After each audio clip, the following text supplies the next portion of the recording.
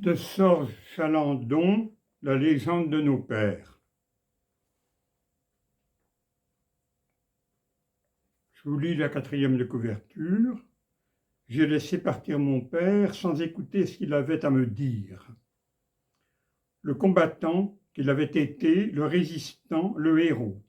J'ai tardé à le questionner, à moissonner sa mémoire. Il est mort en inconnu dans son coin de silence. Pour retrouver sa trace, j'ai rencontré Beuzabok, un vieux soldat de l'ombre, lui aussi. J'ai accepté d'écrire son histoire sans imaginer qu'elle allait nous précipiter, lui et moi, en enfer.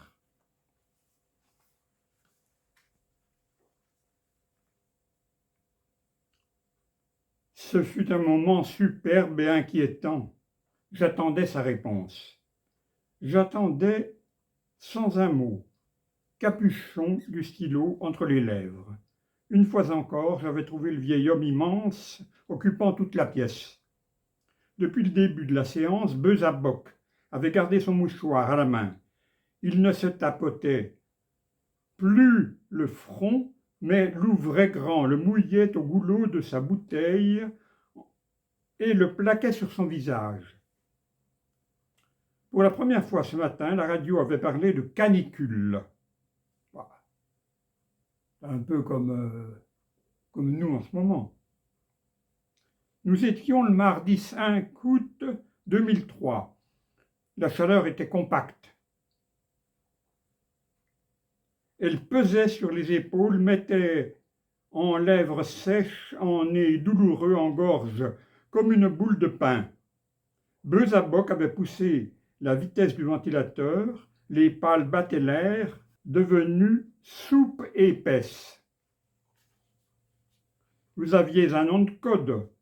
On avait un nom de code lorsqu'on appartenait à un réseau. Vous combattiez avec quelle organisation? Le vieil homme venait de retirer le mouchoir de son visage. Il l'avait longuement plaqué, moulant ses traits dans le tissu blanc. Il m'a regardé, il a fermé les yeux, remis ses lunettes et puis il a chanté. Paupières closes, mains posées sur les accoudoirs du fauteuil, canne entre les genoux, il a chanté comme s'il était seul, ou fou, ou fatigué de tout. Je viens de fermer ma fenêtre, le brouillard qui tombe est glacé. Jusque dans ma chambre il pénètre, notre chambre pleure le passé. Je viens de fermer ma fenêtre, le brouillard qui tombe est glacé. J'ai noté ces paroles pour me donner une contenance avec soin sur la page de droite, comme on note une réponse. J'ai noté pour ne pas relever la tête, pour ne pas déranger le vieil homme. Sa voix était rocaille, sourde, en éclat de briques. Vous connaissez? Oui, j'ai entendu la musique par les paroles. Le vieil homme a souri. Il a trempé son mouchoir une nouvelle fois. Il a dit que souvent c'était ainsi. De la guerre, les gens d'aujourd'hui connaissaient la musique, mais pas les paroles. Il s'est levé, il est allé au volet tiré, comme s'il cherchait l'air à travers les raies de lumière. Cette chanson s'appelle « Seul ce soir ». Elle a été chantée par Léo Marjane en 1941. Puis Beuzabok est allé aux toilettes, plus lentement qu'à son habitude. Encore il a chanté. Dans la cheminée le vent pleure, les roses et ses feuilles sans bruit, l'horloge en marquant les quarts d'heure, d'un son grêle berce l'ennui.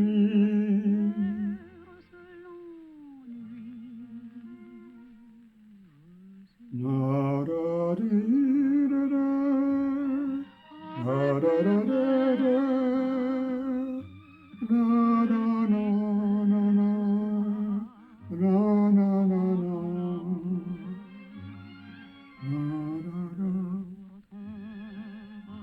est revenu, il s'est assis.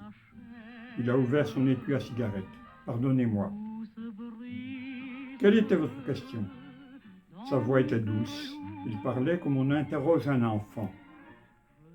Je voulais connaître le nom de votre mouvement. Vous avez cherché? Oui. Vous avez des pistes?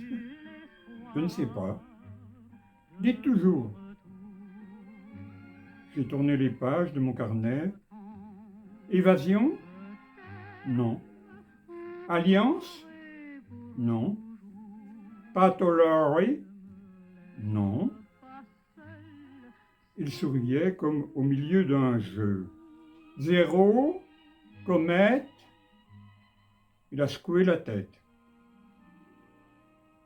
Je vois que vous vous intéressez à votre sujet. Je m'intéresse à vous. Continuez. Libé Nord? Voix du Nord?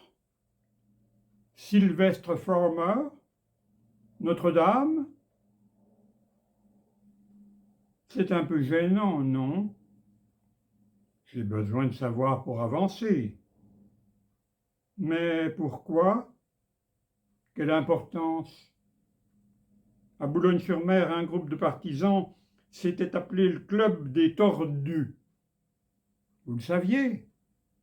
Je ne le savais pas. Et alors? Ça change quoi?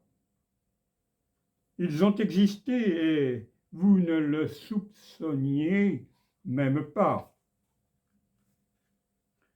J'essaye de faire mon travail au mieux, je veux vous faire honneur. Bezaboc a secoué la tête. Ce n'était ni agressif ni irrespectueux, juste là. Un geste de fatigue et de fournaise. Il a bu un verre d'eau et allumé sa cigarette. Une fois encore, il a secoué la tête en regardant le ventilateur. Ne me faites pas honneur. Respectez-moi. Je vous respecte. Alors écoutez-moi. Je vous écoute. Je n'étais pas organisé au sens où vous l'entendez. Vous résistiez seul? Plus ou moins, avec les copains. Trompette, fives, c'est ça? C'est ça, eux et d'autres. Des cheminots? Des cheminots? Vous avez des noms? Nein. J'ai sursauté. J'ai porté un doigt à ma bouche et me suis excusé. Cette réponse en allemand était une violence. Depuis le début de la séance, je me trouvais agressif. Je parlais plus rudement que d'habitude. Pas durement, mais de façon rugueuse. Je l'interrogeais.